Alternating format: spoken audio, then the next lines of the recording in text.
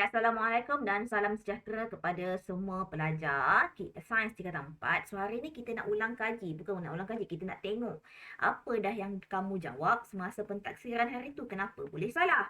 Okay, so kita tengok soalan nombor 1. Okay, natrium merupakan bahan logam yang sangat reaktif. Sebagai langkah kesunatan dan perlindungan, peralatan mana yang sesuai digunakan untuk memegang natrium? So, kamu nak pegang natrium, kamu guna apa? Jadi reaktif. So, mestilah kamu menggunakan forceps. Bukan spatula, bukan kaca dan bukan pemegang kayu. Okey, soalan nombor 2. Jadual 1 di bawah menunjukkan contoh bahan sisa yang tidak boleh dibuang di dalam sinki. So, kamu tahu, merkuri. Cikgu Jana dah ajar merkuri ni beracun. So, kamu kena lihat bertoksik, beracun, logam berat. So, dia adalah sejenis logam berat. Bahaya. So, cyanida ni pula, dia adalah bahan bertoksik. So, jawapan nombor 2 adalah B. Okay, cyanida merupakan bahan bertoksik. Merkuri merupakan logam berat. Okey, soalan nombor 3. So, pemadam api, dia bentuk form. Formnya apa? Dalam keadaan buih. Okay, kadang-kadang buih yang sesuai nak padam dia adalah, ingat tak? Kayu, kertas. So, jawapannya adalah D. Dia adalah sejenis pepejal, mudah terbakar, contohnya kertas dan kayu. Okey, nombor 4.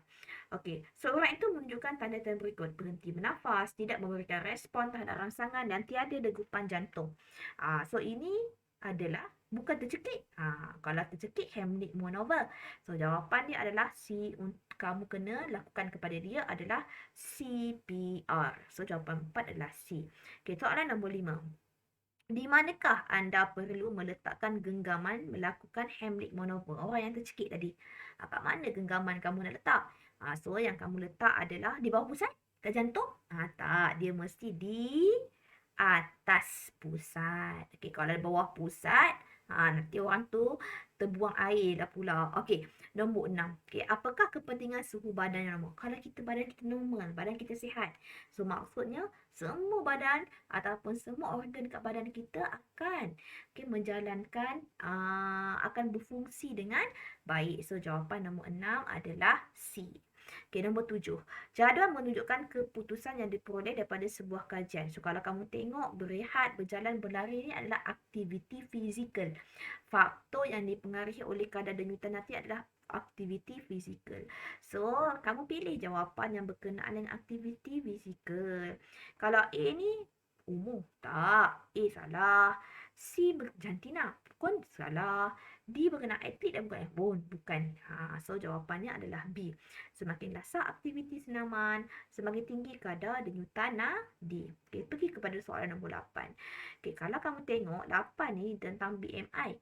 X ni 17.1, rendah, kurang berat badan ni. Y ni 33.6, lebih berat badan. So apakah berikan interpretasi anda mengenai keadaan kesihatan setiap murid itu? So yang mana satu? Yang mana satu? So jawapan, tengok X. Berisiko menghidap penyakit anemia tak? Okey, kardiovaskular. Tidak. Okey, sebab X ni kurang berat badan dia. Okey, BMI murid X mempunyai bacaan yang ideal. Tidak, dia kurang berat badan. Y, berisiko mempunyai tekanan darah tinggi. Ini terlebih berat badan. Okey. D, murid Y mempunyai bacaan berlebihan dan perlu mengurangkan berat badan. So, jawapan ni adalah D. Okey. So, nombor 9. Yang ini apa? Cekap tenaga. Paling maksimum, paling cekap apa? 5 je. Tak ada sampai 6. So, jawapannya adalah C. Okey, nombor 20. Okey, nombor 20 ini dia kata mana kenderaan yang kurang membebaskan gas. LNG tidak, CNG yang tu tak, yang ini pakai elektrik. So jawapannya adalah C. Okay, nombor 11. Antara berikut yang manakah betul tentang mitosis? So mitosis, ingat tak yang contohnya macam pucuk tumbuhan tu kamu potong dia akan tumbuh yang baru. So itu adalah mitosis. Okay, yang ini melibatkan semua jenis sel tak? Dia hanya sel kalau kat tumbuhan pucuk dengan akar. Kalau untuk manusia dekat kulit sahaja.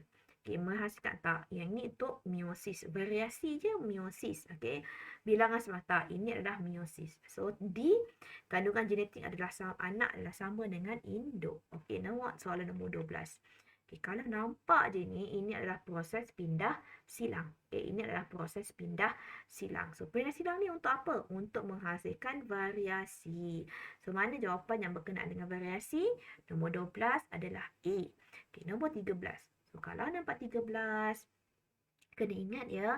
Okay, kalau dia berkenaan dominan, okay, T besar, T besar, T kecil, T kecil ini adalah untuk tinggi. Tapi kalau dua-dua nombor huruf tu adalah kecil, so maksudnya dia adalah kerdil. So ini kerdil. So berapa tinggi? 2. Berapa kerdil? 2. So 2 dengan 2 boleh mudahkan tak? Ya, boleh. So jadi 1 nisbah 1. Okey, tengok soalan nombor 14. Okey, antara berikut yang manakah trik manusia menunjukkan variasi tak selanjar? Ingat tak variasi tak selanjar cikgu ajar apa? Ketinggian tak. Ini variasi selanjar, berat badan selanjar, kemitaran tak boleh divarisi. So, kumpulan darah. So, jawapannya 14 adalah B. Okay, nombor 15. Maklumat berikut menunjukkan ciri yang terdapat pada seorang wanita yang menghidap sejenis penyakit mutasi. Wanita. Bila dia kata wanita, dia adalah berkaitan dengan sindrom Turner. So, jawapannya C. Sindrom Down ni ingat, mutasi tu pada kromosom 21. Dia terlebih pada kromosom 21. Sindrom Klinefelter hanya untuk lelaki. Okey, thalassemia pula adalah bukan mutasi gen. Dia adalah berkaitan dengan dia bukan mutasi kromosom, dia adalah mutasi gen. So A pun salah. Okey, 16. Pembiakaan dalam bidang pertanian menghasilkan tanaman dengan ciri tertentu. Antara berikut yang manakah tidak benar? So tidak benar ya. So kalau tidak benar maksudnya variasi pembiakaan ni maksudnya dia nak jadikan tumbuhan tersebut lebih bagus, lebih baik, okay, bermutu. So mengekalkan spesies yang sama. Oh tidak, kita tak nak yang sama je. Kalau dia buah dia kecil, nanti anak-anak pun akan jadi buah kecil. Tak, kita nak jadikan dia lebih besar, lagi banyak hasil. Okay, so jawapannya adalah A. Tidak benar. Tengok soalan tu. Okay, nombor 17. Yang ini dia kata dijumpai di hutan lembah danau. Kalau ini untuk haiwan apa ni? Haiwan rangka luar. Okay, rangka luar. Contohnya macam spider. Kalajengking. Okay, so yang ini pula. Okay, soalan nombor 18. 18 tu kalau tangga. Kalau tangga ni adalah semua berkaitan yang haiwan yang bersalin kulit. Okay, haiwan yang bersalin kulit. So, haiwan yang bersalin kulit antara ni yang mana? Lipas. Okay, nombor 19. Ini tentang otot. Ingat, yang atasnya otot biceps, yang bawahnya otot triceps. Okay, kalau kita naikkan dengan kereta ke atas, so maksudnya otot yang atas mesti kecut, bawah mesti kendur. Dia mesti antagonis. Antagonis tu maksudnya atas kecut, bawah kendur. Bawah kendur, atas kecut. Dia berlawanan. So, yang berlawanan yang ini mengendur.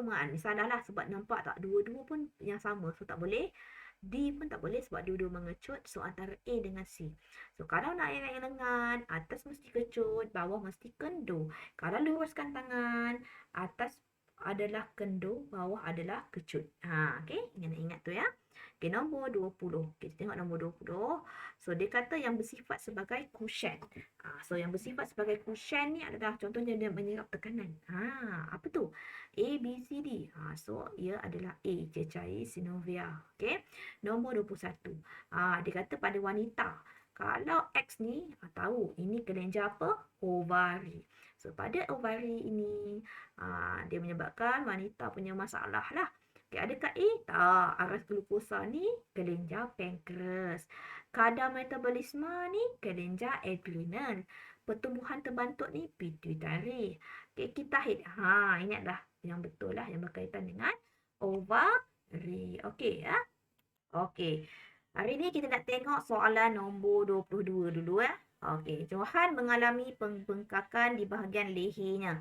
Okey, kelenjar yang manakah menyebabkan masalah ini? Tadi cikgu cakap kalau pengenaan leher adalah kelenjar thyroid. Okey, so jawapan nombor 22 adalah C. Okey, nombor 23. Okey, soalan nombor 23, kalau kamu lihat kat sini, maklumat berikut menunjukkan kesan-kesan sejenis dadah. Okey, kesan-kesan sejenis dadah. Okey, so kalau dikata melambatkan tindak balas terhadap rangsangan, mengurangkan tekanan, membantu seorang supaya tenang. So nampak je perkataan tenang dekat sini. So nombor 23 ni jawapannya adalah penenang lah. Sebab dia berkenaan dengan tenang kan. So jawapan 23 adalah C. Okey, 24. Pernyataan berikut adalah berkaitan dengan kempen keselamatan jalan raya. Jangan memandu dalam keadaan mabuk. Okey. Maksudnya ini tentang apa? Okey, nombor 24 jawapannya adalah kenapa kita tak boleh minum kalau orang-orang yang mabuk kan, kenapa tak boleh memandu? Sebab nanti penghantaran impas akan menjadi lambat. Okey? Ingat tu, itulah bahayanya bahayanya meminum minuman keras. Okey, nombor 25. Rajah 9 menunjukkan jadual berkala yang tidak lengkap. So ada yang tak lengkap lah. Okey, apakah unsur P? Okey, apakah unsur P? So ingat, belah kanan ni semuanya adalah bukan logam dan separuh sini saja. Yang ini sahaja yang separa logam. Yang ini bukan logam. Yang ini semua logam. Okey, yang ini yang cikgu tanda merah ni adalah pemisah antara logam dan bukan logam. So, dia kata apakah unsur P? Apakah unsur P? Dia tak tanya sifat. Dia tak tanya sifat. So, kalau tentang logam ke bukan logam ni bukanlah. So, dia adalah gas nadi. Okey. Soalan ni senang sangat. Okey, pergi kepada soalan nombor 26. Okey, nombor proton dan nombor nukleon bagi atom Z masing-masing ialah 14 dan 25. Berapakah bilangan elektron bagi atom Z? Okey, Kavya dengar suara cikgu kan sekarang? Dengar cikgu. Okey, terima kasih Kavya. Okey, nombor proton dan nombor nukleon bagi atom Z masing-masing ialah 14 dan 25. Berapakah bilangan elektron? Ingat, cikgu cakap bilangan elektron adalah sama seperti bilangan proton. So, berapa proton dekat sini? 14. So, proton 14, elektron pun 14. So, nombor 26 jawapannya adalah D. Okey, 26 jawapannya D. Apakah sifat sesuatu unsur apabila bergerak merentasi kala dari kiri ke kanan? Kalau daripada bergerak, cikgu ingat tak cikgu cakap? Kalau dia merentasi kala atau apa cikgu yang ni? Ni jadual berkala kan? Daripada kiri pergi ke kanan. Apa terjadi? Kalau kiri pergi ke kanan, dia punya saiz akan makin mengecil. Okey, saiz dia akan semakin berkurang.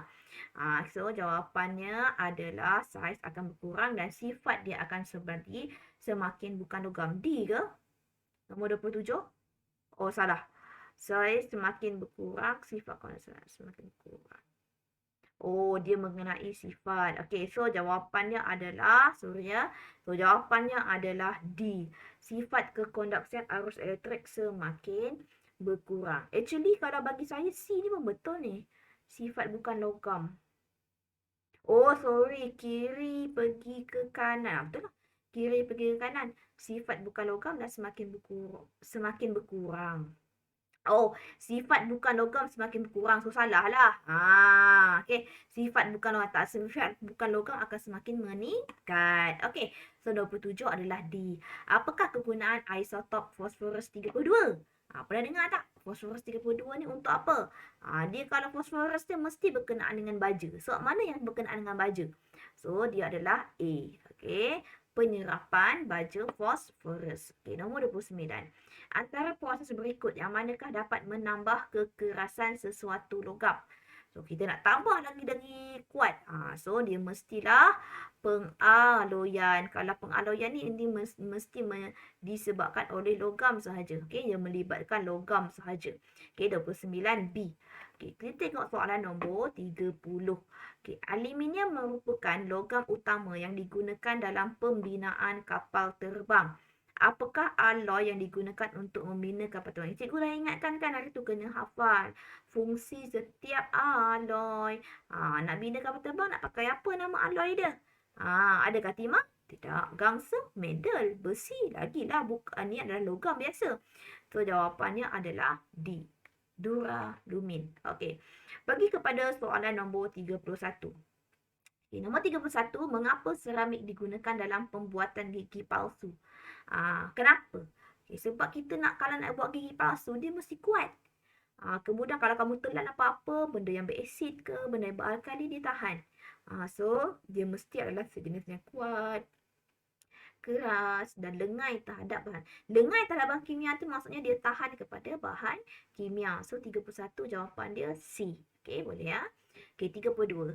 Rajah 10 menunjukkan satu proses kimia. Daripada yang kecil-kecil dia berantai-rantai. Ini apa namanya? Ini untuk buat polimer. So apa nama prosesnya? Pempolimeran. Okey, so jawapan dia adalah D. Okey, 33. Rajah 11 di bawah menunjukkan pemvulkanan getah. Apa fungsi sulfur dalam proses pemvulkanan getah? Kenapa? Kalau yang ini dia mudah menggelongsor. Kalau kita ada sulfur, so dia akan pegang kuat, maksudnya unsur getah ni dia akan menjadi semakin kuat. Okey. So, note nombor 33, rangkai silang ni, okay, dia akan sulfur ditambah untuk membentuk rangkai silang. Nak bagi dia lebih kuat. Okay, kuat dan keras. So, adakah A? Taklah. Adakah B membentuk rangkai? Ya, so B jawapannya. 33 adalah B. Okay, 34. Seorang penoreh getah mendapati latex telah menggumpal sebelum sampai ke kilang. Apakah kaedah bagi mengatasi masalah ini? Macam mana kita nak kekalkan di dalam keadaan cair saja? Ingat tak? Kalau latex nak menggumpal, kita letakkan asid. Tapi kalau kita nak elakkan dia daripada menggumpal, kita tambahkan alkali. So mana satu? A, B, C, D. 34. Mana contoh alkali? Amonia ni adalah alkali. Kalau asid ni contohnya dia pakai ethanol acid ke, okey? Asid sulfurik ke, asid hidroklorik ke. So alkali contohnya adalah amonia. So 34 jawapannya D. Okay, 35. Sikit lagi. Okay, 35 antara yang berikut, yang manakah boleh menyebabkan radikal bebas berada dalam badan manusia? Yang boleh menyebabkan radikal bebas. So nombor 35 jawapannya adalah D. Sistem pertahanan badan menetralkan bakteria dan virus yang masuk ke dalam badan. Okey, yang menyebabkan radikal bebas. Okey, nombor 36. Sekumpulan murid menjalankan suatu eksperimen. Yang ini ingat tak? Proses pengoksidaan. Kita dah buat dah hari tu. Okey. So, berdasarkan jadual 4, jenis larutan yang mana merupakan bahan antioksidan? So, nombor 36, dia mesti dalam, kalau bahan antioksidan sifat dia contohnya macam masam, dia ada rasa masam, ataupun larutan yang ada garam, ataupun larutan yang manis, contohnya gula. So antara ni mana yang berkaitan dengan bahan antioksidan? So kalau nampak kat sini, so jawapan dia adalah C. Okey. 37. Sebuah kereta memecut dalam keadaan pegun dengan pecutan seragam 2 meter per saat. Berapakah halaju kereta itu selepas 1 minit? So maksudnya dia nak halaju kereta itu final ataupun halaju akhir dia.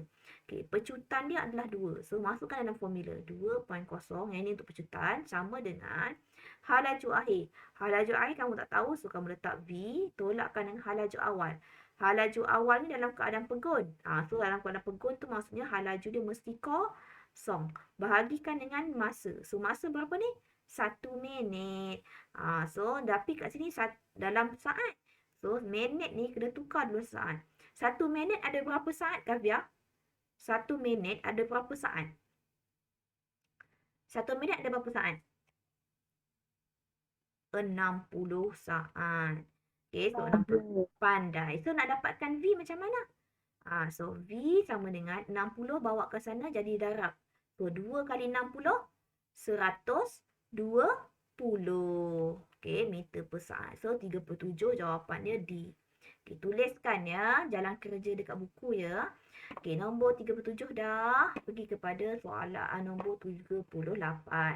Yang ini. Kalau kamu nampak dia punya ini dot makin dekat. Kalau dia sama, maksudnya itu halaju seragam. Dot dia, jarak dia sama menjadi seragam. So ini bukan sama lah. So salah lah. Halaju tidak seragam. Tak salah. So 38 Yang mana? Hal laju berkurang ataupun hal laju bertambah?